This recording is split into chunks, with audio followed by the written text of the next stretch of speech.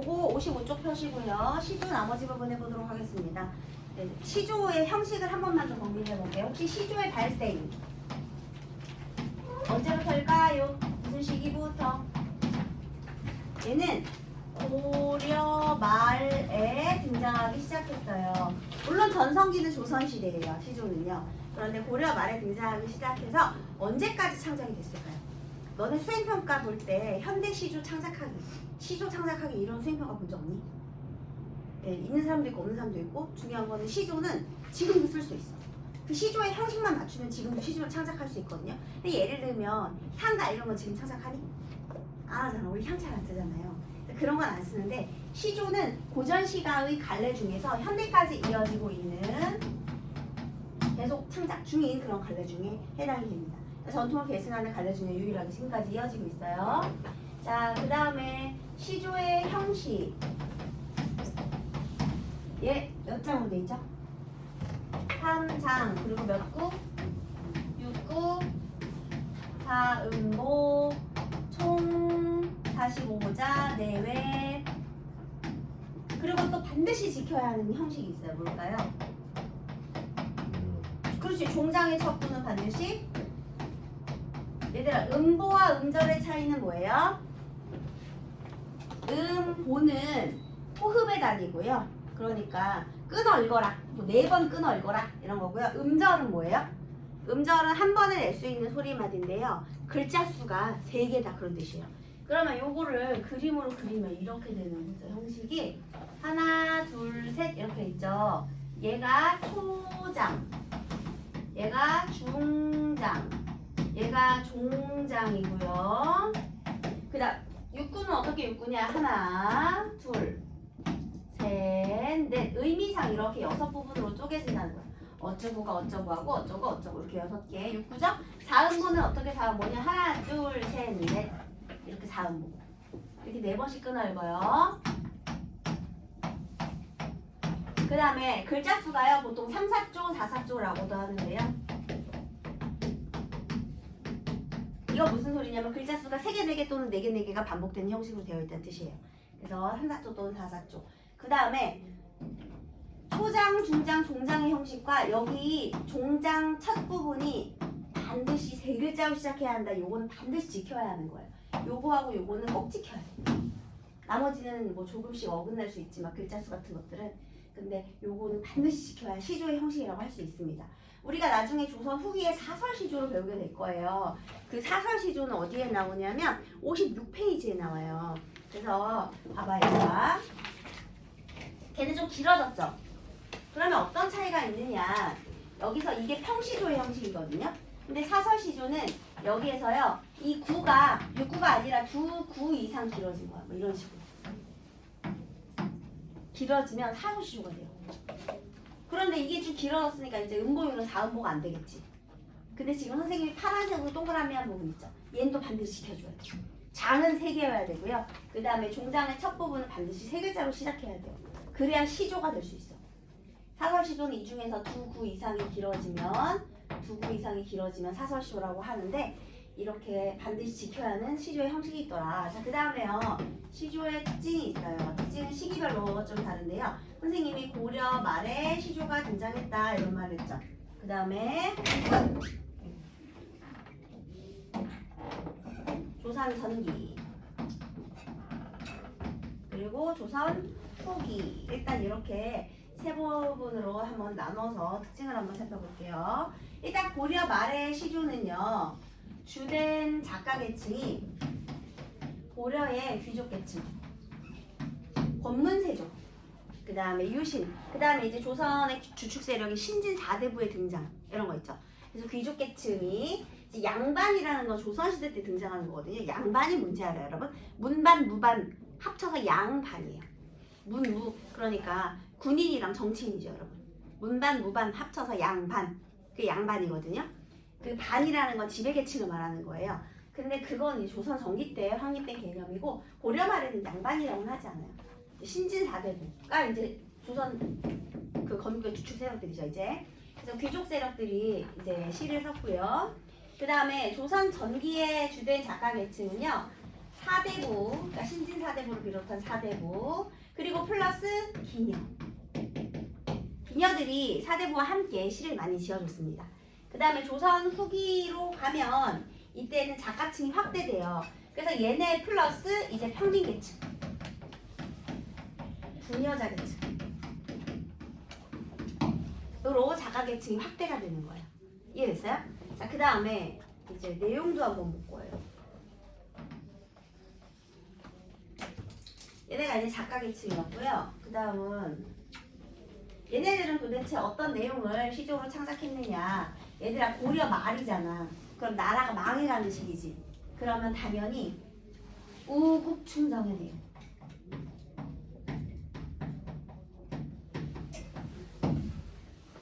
내가 500년 도읍지를 필마로 돌아드니 500년 도읍지는 고려왕조 500년을 말하는 거거든요. 얘들아 고려의 도읍지가 어디예요? 개성. 그래서 500년 도읍지를 필마로 돌아. 필마라는 건 평범한 말이에요. 이제 관직에서 물러서 이제 평범한 말을 탄 거야. 필마로 돌아드니 산천은 의구한데 인걸은 간데없다. 산천은 자연이고요. 인걸은 인재예요. 그러니까 지금 영웅들은 사라지고 이제 자연은 영원한데 사람들은 사라졌구나. 그래서 석양이 혼자서서 이제 갈 곳. 어즈버 태평연월이 꿈이런가 하노라 이런 말을 하거든요. 그래서 어즈버 이건 감탄사고요. 그 다음에 태평연월이 꿈이런가 나 그러니까 좋은 세상은 꿈이었나 보다라는 인생무상의 주제를 드러내죠. 그러니까 이런 식으로 우국춘정 그 다음에 나라가 망하니까 허무해 인생무상 이런 내용이 주를 이루고요.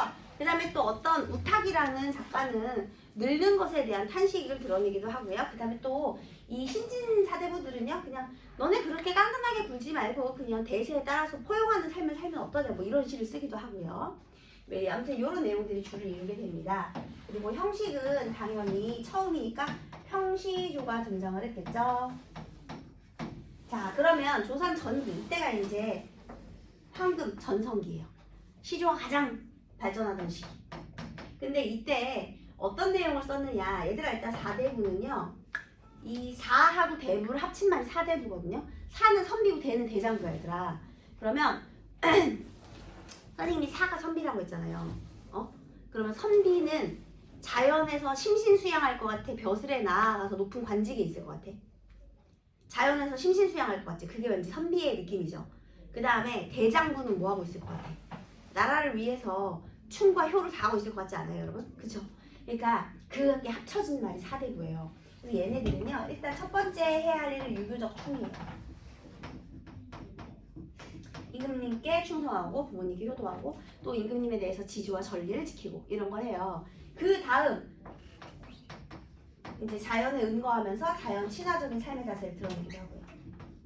근데 여러분이 알고 있는 대부분의 자연 친화적인 조선 전기 시조는 사실 거의 다 유배 가서 그런 거예요 여러분. 왜냐하면 조선시대 때 당파 싸움이 너무 심했잖아.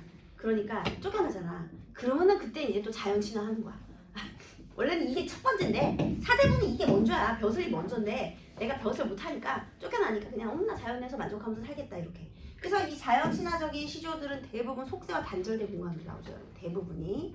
자, 물론 우리 저번에 배운 이황의 도산시비곡은 아니에요. 그분은 진짜 나이가 많아서 이제 은퇴하고 내려가신 거예요. 유배는 아니고요. 자, 그래서 이런 내용을 썼고요. 자, 기녀들의 시조는요. 기녀가 유교적인 충이 이런 거 관심 있겠니? 아니요. 얘는 이별의 정한, 연정가. 기녀가 그리워하는 대상은 대부분 사대부 남성이에요, 여러분. 그렇죠? 그래서 이런 내용이 되어 있고요. 이때도 형시조나 또는 연시조의 형태가 많이 창작이 돼요. 시조가 짧으니까 여러 가지로. 그리고 저번에 배운 도산시비곡도 연시조였죠? 자, 그 다음에 조선 후기로 가면요. 이제 사설시조가 등장하기 시작하는데요. 사설시조 길어진 거예요. 장형화됐어요. 왜냐하면 평민들이다 보니까 하고 싶은 말이 많아. 하소연을 많이 하고 싶어요. 그 다음에 얘네들은 어떤 내용을 이야기하고 싶냐. 얘네들이 임금님에게 충성하는 거 관심 있어? 게다가 여러분 조선 전후기 기준이 뭐예요? 전후기를 나누는 기준이 뭐죠? 임진왜란. 그렇지. 지금 임진왜란 전쟁이 터졌단 말이에요. 그러고 나니까 너무 먹고 살기 힘들잖아. 그래서 내용은 삶의 비애.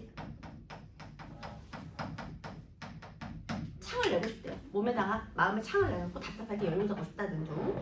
아니면은 제일 흔한 게 이제 이별의 정한 또 관련된 것들. 이별의 슬픔이라든지. 그리고 또 하나 있어요. 얘네가 그동안 지배계층한테 착취당했던 게 너무 열받잖아. 그래서 지배계층에 대한, 한간놀이에 대한, 지배층에 대한 풍자, 지배층에 대한 비판, 이런 것들. 근데 삶의 비애는 해학과 관련이 있고요. 지배계층에 대한 비판은 풍자와 관련이 있어요. 그래서 해학과 풍자의 내용을 많이 썼습니다. 해학은 연민과 동정의 웃음이고요. 풍자는 비웃음과 비판의 웃음이에요, 여러분. 그냥 웃기면 해학이고요. 그다음에 비판하면서 비웃는 거는 풍자가 되고요. 그래서 이런 내용이 이제 시조의 큰 갈래가 되겠습니다. 지금 여기 나온 것들을 생각하면 생각을 꼭 해두시고요. 이걸 기억하면서 꼭 기억해 주시고 시조를 공부할 때 도움을 받기 바라겠습니다. 알겠죠? 자, 이번에는 한우의 시조를 공부해 보도록 합시다. 우리 시조는 제목이 없어요, 여러분. 연시조만 제목이 있고요. 일반 시조는 제목이 없어. 그래서 그냥 작가 이름을 붙여서 첫 번째 구절을 불러줍니다. 한우의 집방석 내지 마라. 이런 식으로.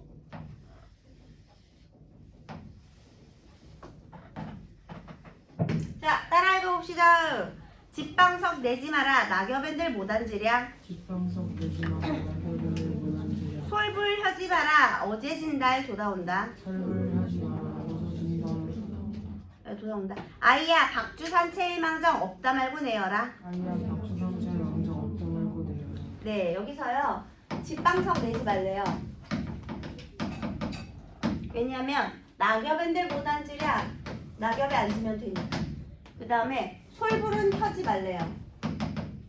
왜냐하면 어제 진 달이 돋아오니까. 아이야 박주산채일망정 없다 말고 내어라. 여기서 집방석은 필요해 안 필요해?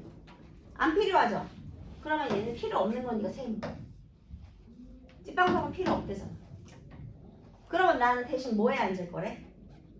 낙엽에 앉겠대. 낙엽엔들 못 앉으랴. 낙엽은 좋은 거죠. 자, 그러면 무슨 차이가 있을까요? 집방석은 별 볼 일 없는 거긴 하지만 어쨌든 간에 방석이니까 인간이 인위적으로 만든 거죠. 근데 낙엽은 그냥 자연물이죠. 그쵸? 그래서요. 자, 얘는 누가 만든 거야. 인위적인 거야.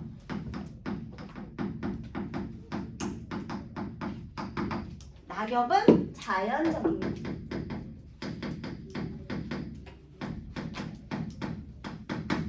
그럼 이 사람은 인위적인 건 싫고 자연적인 것만 좋다 이렇게 말하고 있네요. 그 다음에요. 집방석 내지 마라. 낙엽엔들 못 앉겠느냐. 이거 무슨 법이에요? 앉을 수 있다. 무슨 법? 서울법. 그 다음에 솔불 켜지 마라. 어제 진달 돌아온다. 지금 얘하고 문장 구조 비슷하죠? 무슨 법? 배꼽. 자, 그 다음에 솔불 켜지 마라. 그러면 솔불도 뭐하고 똑같아? 인위적인 집방석과 똑같죠? 왜냐하면 솔불은 뭐냐면요. 너네 소나무 송진 알지? 그 송진이 기름이거든요. 그걸로 등을 만든 거예요. 그러니까 어쨌든 인간이 만든 거야. 그 송진을 녹여서 만든 거기 때문에 솔불도 켤 필요 없다는 거죠. 이 인위적인 조명 필요 없어요. 그러면 뭐가 다시 돋아온대? 어제 진 달빛을 조명 삼으면 된다. 이게 자연인 거죠. 이렇게 대조적 의미의 시어를 쓰고 있죠, 여러분. 그죠? 대조적 의미의 시어를 사용해서 주제의식 강조하는 거예요. 아이야, 박주산채일망정 없다 말고 내어라. 박주산채는 좋은 거야, 안 좋은 거야, 얘들아? 갖고 와라고 했으니까. 좋은 거지. 박주는 뭐냐면요. 얘들아, 주는 뭔지 알 텐데. 술. 그러면 산채. 너네 산채는 산나물이에요, 여러분. 그러면 이게 박이 뭐냐면 품질이 낮은 거야. 그러니까 품질 낮은, 그러니까 보통의 술과 그 다음에 산나물이거든. 그러면 술안주가 지금 나물떼기잖아, 풀떼기잖아. 그럼 되게 소박한 거지. 너네 뭐 이렇게 뭐 삼겹살에 소주 아니면 치킨에 맥주 이런 게 아니에요 지금. 그냥 산에서 풀이나 대충 뜯어가지고 한잔 하자는 거거든요. 그러니까 얘는 술과 안주를 말하는 건데요. 굉장히 소박한 거죠. 그래서 소박한 음식. 이거 일망정 소박한 것이야만정 없다 말고 내어라. 자 그러면 여기에 있는 주제의식은 뭐겠어요? 소박한 삶의 태도, 그 다음에 자연 친화적 삶의 태도가 되겠죠. 왜냐면 자연 속에서 낙엽에 앉고 달 안주 삼아서 박수산채 먹는 거잖아요. 자연인이지 완전히. 이건 나는 자연인이다. 그래서 얘는 한호에 20방문 내지 마라. 이거는 자연 친화. 그 다음에 얘들아 선생님이 소박한 삶을 이응, 비읍, 니은, 디귿이라고 했지. 뭐죠? 안빈낙도, 안분지족 또는 안빈낙도의 삶의 태도를 드러내는 대표적인 자연친화적인 강호 한정가 되겠습니다. 다음에 이번에는 김천택의 시조를 공부해 볼게요.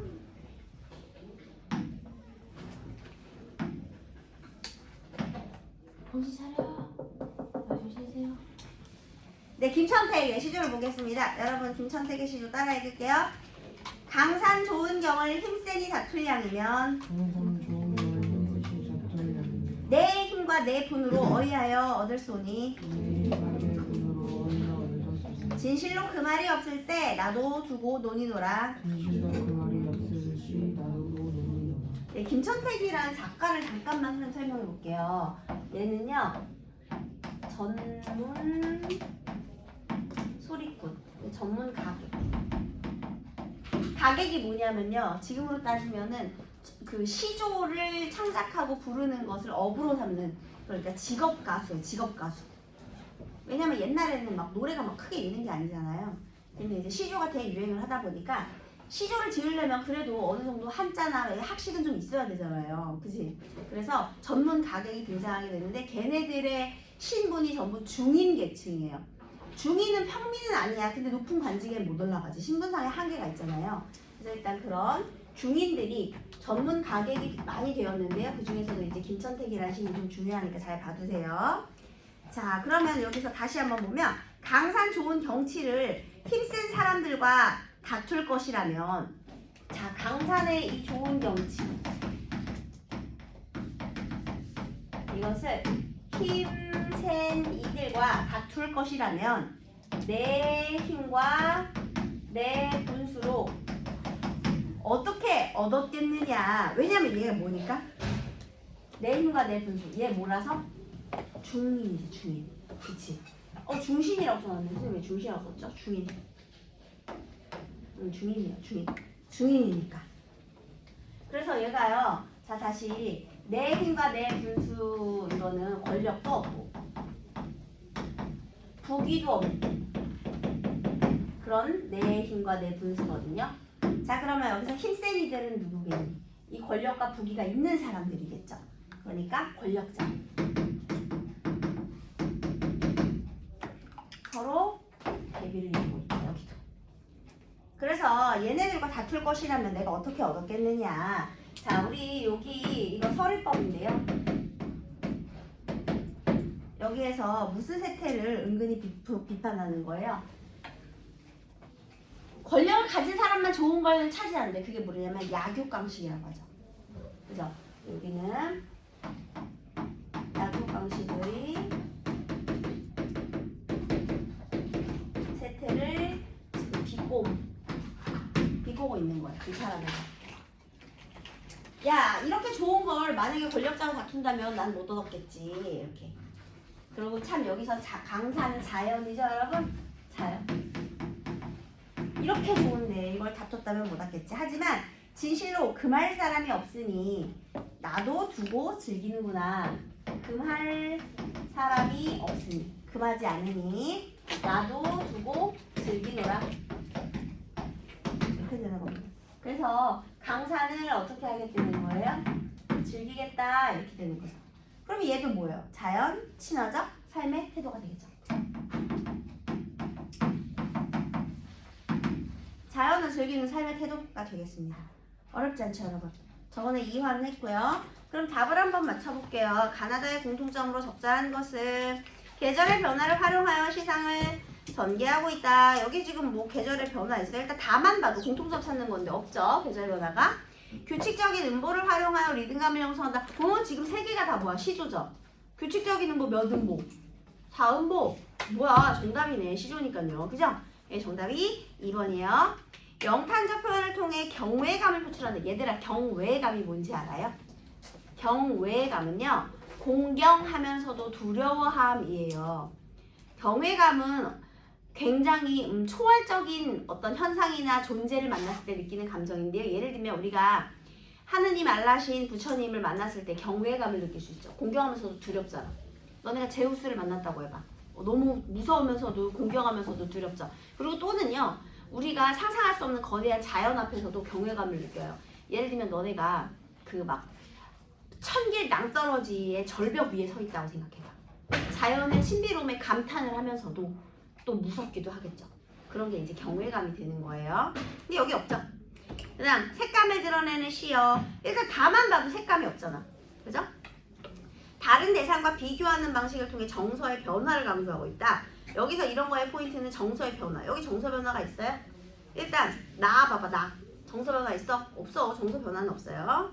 정답이 2번입니다. 가와 나에 대한 이해로 적절하지 않은 것은 가에서는 달빛을 받은 이화에서 환기된 화자가 자규를 통해 심화되고 있다. 맞죠? 이화에서 환기된 화자의 정서는 이제 봄밤에 느끼는 어떤 서정성과 애상감이에요. 근데 자규를 통해 심화가 됐죠. 맞죠? 왜냐하면 한스러우니까. 그 다음 나에서는 집방석과 낙엽을 대비하여 자연 친화적인 태도를 드러내었고요. 가의 종장에서는 화자의 애상적 정서가 나의 초장에서는 소탈한 정서. 그쵸? 아주 소박하죠. 그 다음 가에서 잠 못 든다. 나에서 없다 말고 내어라. 감정을 주체하지 못한다? 아니죠. 뭘 감정을 주체하지 못해. 없다 말고 내어라. 이거는 그냥 뭐 감정을 주체하는 거 아니면 소박한 거죠. 예, 그러니까 뭐 그렇게 좋은 거 아니어도 돼. 그냥 아무거나 있으면 돼. 이런 표현이니까요. 감정을 주체하지 못한다. 이런 건 틀린 거예요.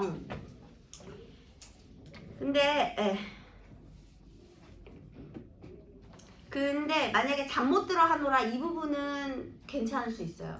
왜냐면 감정을 주체 못한다? 그래서 잠이 안 오는 거거든요.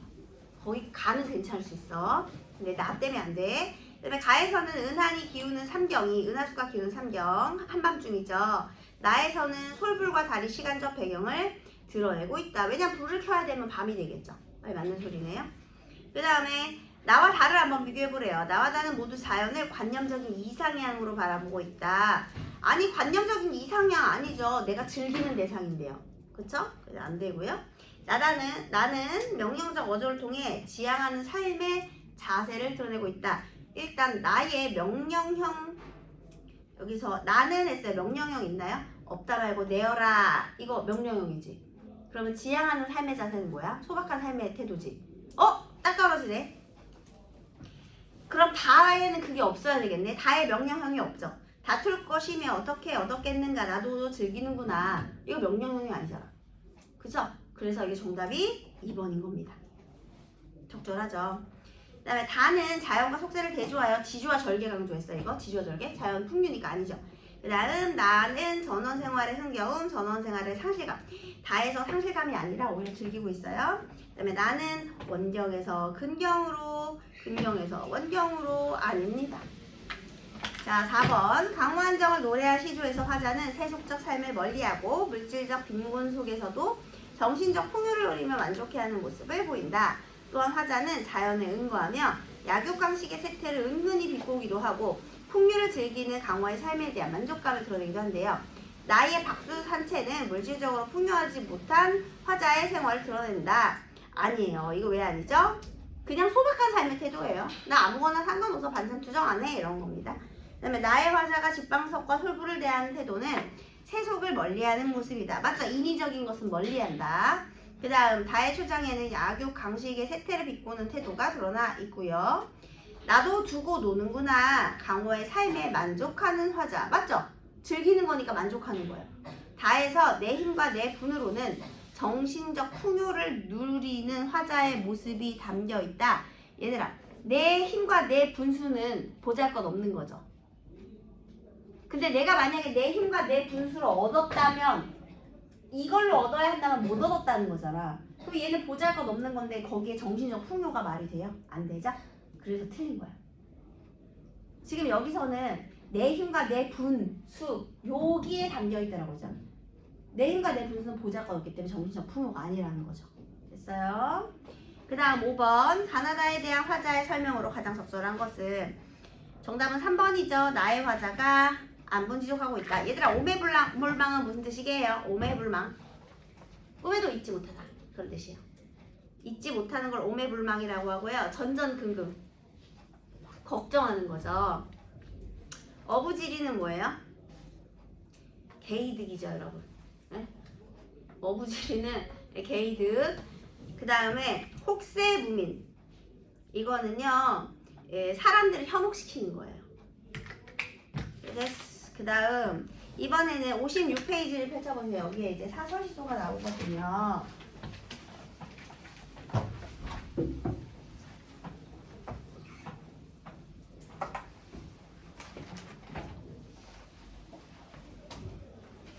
사설시조는 평시조에서 두 부 이상 길어진 형태를 말하는 거예요. 자, 그러면 요거 작잠 이상의 댁들의 동난지사오 시조 사설시조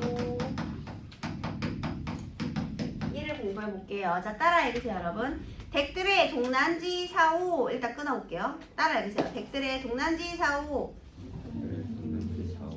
저 장사야 내 황하 그 무엇이라 외는다 사자. 읽어봐. 저 장사야 네 황하 그 무엇이라 외는다 사자. 자, 따라 읽으세요.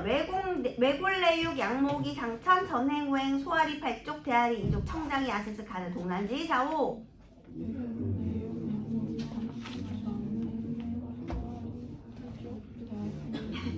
그죠? 장사야 하 거북이 외지 말고 개젖이라 하려면 자, 이렇게 어떻게 된 거냐면요. 지금 여기서요. 어떤 사람이 지금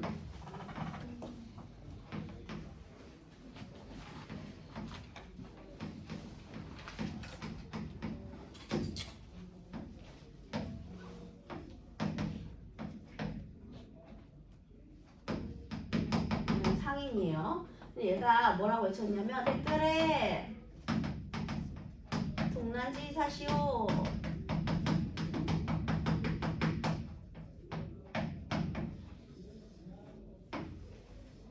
라고 외친 거예요. 여기서 잘라야 돼. 댓글에 동난지 사오. 계란이 왔어요처럼요. 동난지 사시오가 온 거예요. 근데 여기서 이제 얘가 손님이에요. 얘가 손님인데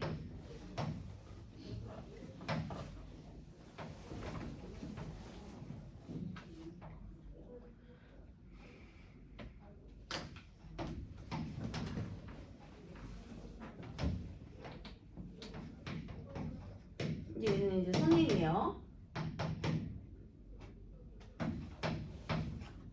장사야. 저 장사야. 내가 장사하는 사람.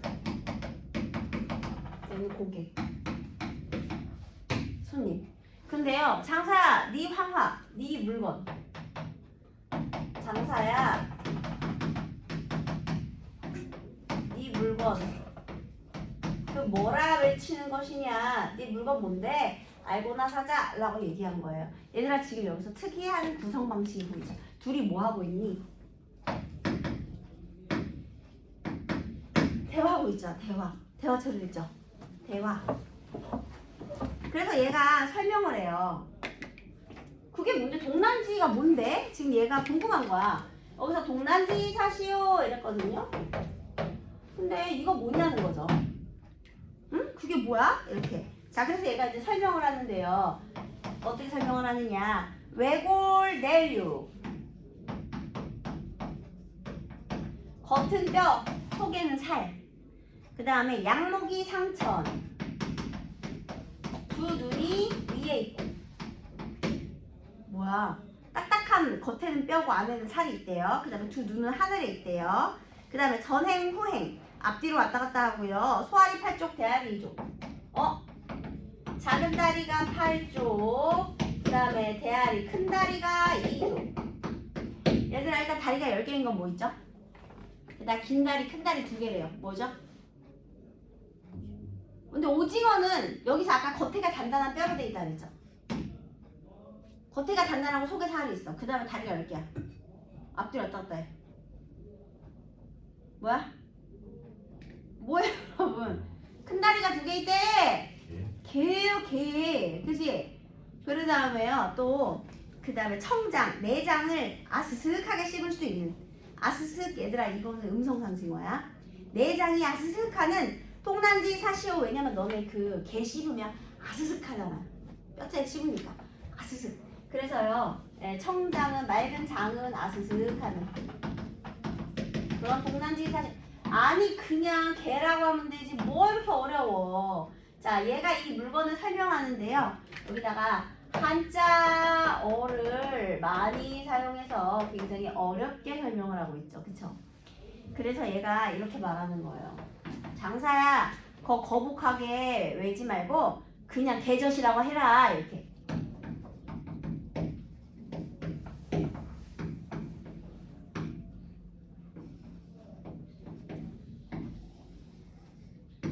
뭔지 알겠죠? 자 그러면 지금 여기에서 이 동난지의 그러니까 정체는 뭐였어요? 개젖이었죠. 아니 근데 개젖이면 그냥 개젖이에요 하면 될 것을 일단 동난지 어려운 말도 어렵겠지만 설명을 겁나 어렵겠죠. 그리고 지금 얘네 양반 간의 대화가 아니에요 여러분. 이거는 상행위의 장면입니다. 자 지금 여기서요 이 사선시조의 특징은요 평민의 일상적인 상행위 장면. 그런데 이제 평민들이 이제 사고팔고 내가 시장에서 물건을 주고받는 장면인데 거기에서 한자어를 많이 쓰고 있다? 아니 그냥 쉽게 말하면 되잖아요. 그래서 이거는 뭘 비판하고자 하는 것이냐. 여기서 그냥 거북하대잖아. 그냥 간단하게 하잖아요. 그래서 얘는요 현학적 태도의 비판이에요. 현학적 태도라는 말 좀 다 들어봅시다. 현학은 나타나다 보이다 현이거든요. 학은 학문이에요. 학문을 내보이는 거야. 한마디로 잘난 척 좋다 하는 겁니다. 이거 엄청 잘난 척 했잖아. 그래서 학문을 내보이는 태도. 요걸 비판하는 거야. 뭐 그렇게 어렵게 얘기해. 한자로 물리들 사이에. 그냥 편안하게 하면 되지. 그러니까 당시에 관념적인 지배계층들이 많잖아요. 일부러 말도 어렵게 하고 막 그러잖아. 그래서 관념적인 사대부를 비판하기 위해서 이런 현학적인 태도를 비판하기 위해서 이런 시를 썼다가 되는 겁니다. 알겠죠? 요 시가 되게 자주 나오거든요. 근데 이 시는 자연친화적 사회태도랑 관련이 있어? 없어? 없어. 이변의 정원하고 관련이 있어? 없어? 없어. 그럼 얘는 뭐랑 관련이 있어? 현학적 태도에 대한 비판. 이게 주제니까 잘 기억해 두세요. 자주 등장해요. 낚시로. 근데 애들이 맨날 선생님 도대체 이게 무슨 내용인지 모르겠어요 하고 들고 오는 시 중에 하나예요. 알겠죠? 자, 그 다음 창내고자. 이번에는 창을 내고자를 읽어보겠습니다. 오늘 많이 들어봤을 것 같은데 시조 2 사선 시조 2예요. 자, 따라 읽어볼게요. 창내고자 이내 가슴에 창내고자. 따라 읽으세요. 고모장지, 세살장지, 들장지, 열장지, 암돌적이, 수돌적이, 뱀목걸새, 크나큰 장도리로 뚝딱 박아 이내 가슴에 창내고자. 고모장지, 세상장지, 들장지, 열장지, 암돌적이, 수돌적이, 비목걸새, 크나큰 장소리로 쑥딱 비가 내 가슴에 창 내고자. 이따간 하 답답할 쯤면 여다져 볼까 하노라. 이따가 하 답답할 지면 여다져 볼까 하노라. 이번에는요 이 사람이 뭘 하고 싶냐라고 했더니요 가슴에 창을 내보고 싶다고 했대요.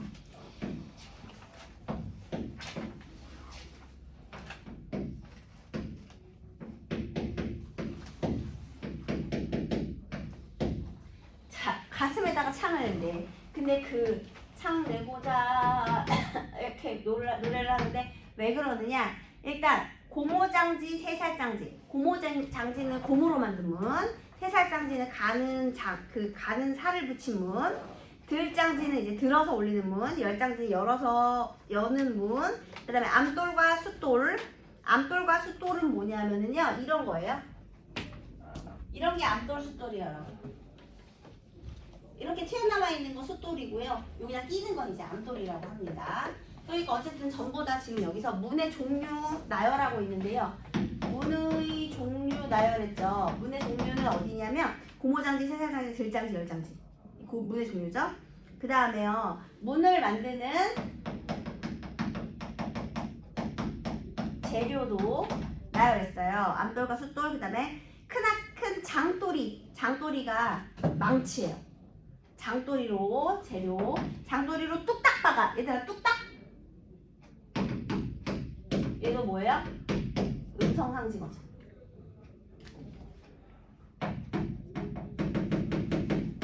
음성상징어 뚝딱 박아서요. 가슴에 창을 내고 싶대요. 그래서 이게 이렇게 요거를 드러냈어요. 자, 얘도 서민층의 생활 언어죠. 양반층의 어휘가 아니라 서민들의 일상 어휘죠.